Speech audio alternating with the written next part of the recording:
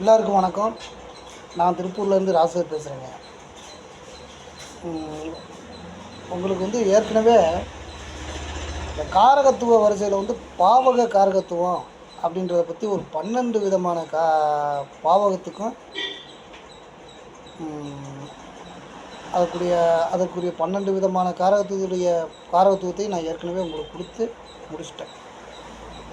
அதை நீங்கள் ஒரு நோட்டு போட்டு எழுதிக்கிட்டாலும் சரி, அதை நம்ம மனப்பாடம் பண்ணி வச்சுக்கோங்க. இப்போ கிரகங்கள் 9 கிரகம் இருக்குது இல்லையா? அந்த 9 கிரகத்துக்கும் சில குணாதிசயங்கள் இருக்குது. அந்த குணாதிசயத்தை தான் காரகத்துவம்ன்றாங்க. அந்த 9 கிரகத்தில் இன்றைக்கி சூரியனுடைய காரகத்துவம் என்ன அப்படின்றத பற்றி உங்களுக்கு விளக்கமாக சொல்கிறேன். என்ன அப்படின்னா,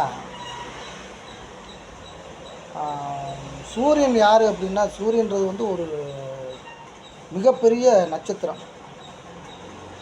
ஆதி மனிதன் முதல்ல வணங்குனது அந்த சூரியனத்தை முதல்ல அவன் சாமியாக கும்பிட்டுருக்கான். ஏன்னா அதுதான் உலகத்துக்கு வெளிச்சத்தை கொடுக்குதுன்னு ஒரு மனுஷன் சிந்திக்கக்கூடிய ஒரு தன்மை ஏற்பட்ட உடனேயே சூரியனத்தை முதல்ல அவன் பார்த்து வணங்கியிருக்கான். அப்பேற்பட்ட அந்த சூரியன் ஒரு மிகப்பெரிய நட்சத்திரங்கள். அது கிரகம்னு சொல்ல முடியாது. அந்த நட்சத்திரத்தின் மையமாக வச்சு தான் அந்த மற்ற கிரகங்கள்லாம் நீள்வட்ட பாதையில் சுற்றிக்கிட்டு இருக்கு. ஆச்சுங்களா?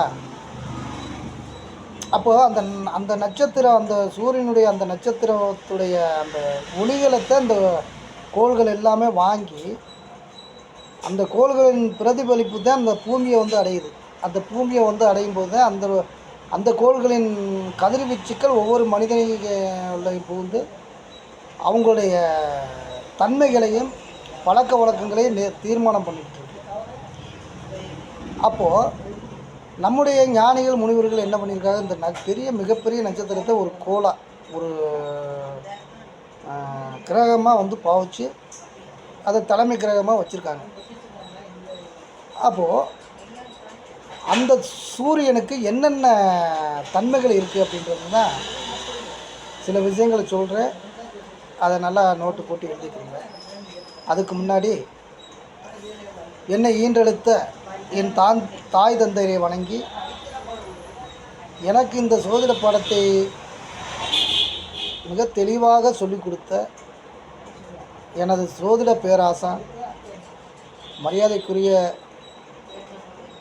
புதுக்கோட்டையைச் சேர்ந்த ஜெய துரைராஜ் எம்ஏ அவர்களை வணங்கி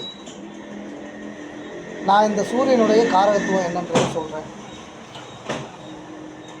சூரியனுடைய காரகத்துவம் என்ன அப்படின்னா, ராஜ பதவி,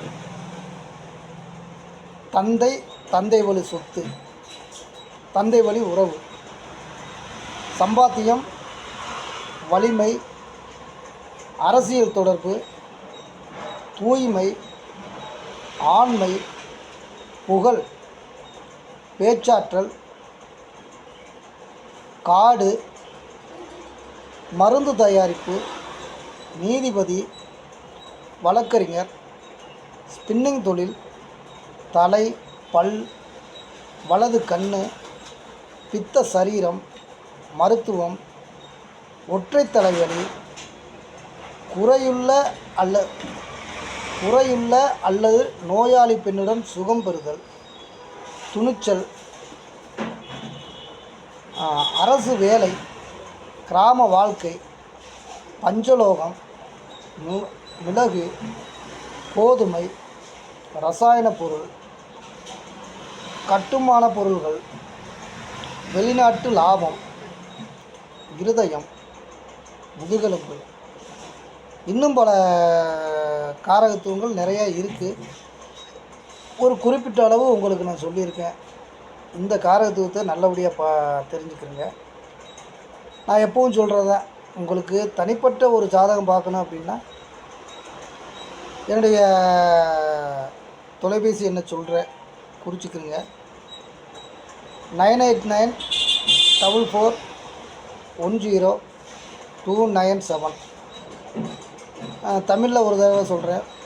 9894410297. இந்த எண்ணை தொடர்பு கொண்டீங்கன்னா உங்களுக்கு தேவையான தனிப்பட்ட ஜாதகத்தை நான் சிறப்பாக கணித்து உங்களுக்கு பலன் சொல்கிறதுக்கு நான் தயாராக இருக்கேன். அதுக்கு முன்னாடி இன்னொரு விஷயமும் சொல்லிடுறேன். நீங்கள் இந்த வீடியோவை ஒவ்வொரு வீடியோவும் வரும்போது சப்ஸ்கிரைப் பண்ணிவிடுங்க. நீங்கள் பார்க்குறவங்க யார் இருந்தாலும் சப்ஸ்கிரைப் பண்ணிங்கன்னா உங்களுக்கு நான் போடுற ஒவ்வொரு வீடியோவும் கண்டினியூவாக வந்துக்கிட்டே இருக்கும். அதோட உங்களுக்கு தெரிஞ்ச உறவினர்கள், நண்பர்கள் இவங்கள்கிட்ட ஷேர் பண்ணி விடுங்க. அவங்களும் இந்த விஷயத்தை தெரிஞ்சு பலன் பெறுக்கிட்டேன். அப்புறம் கமெண்ட் பண்ணுங்கள். கமெண்ட் பண்ணினா தான் நான் செய்யக்கூடிய தவறுகள் எனக்கு தெரியாது, உங்களுக்கு தான் தெரியும். அதை திருத்திக்கக்கூடிய வாய்ப்பை நீங்கள் எனக்கு கொடுங்க. நன்றி, வணக்கம். மீண்டும் சந்திப்போம்.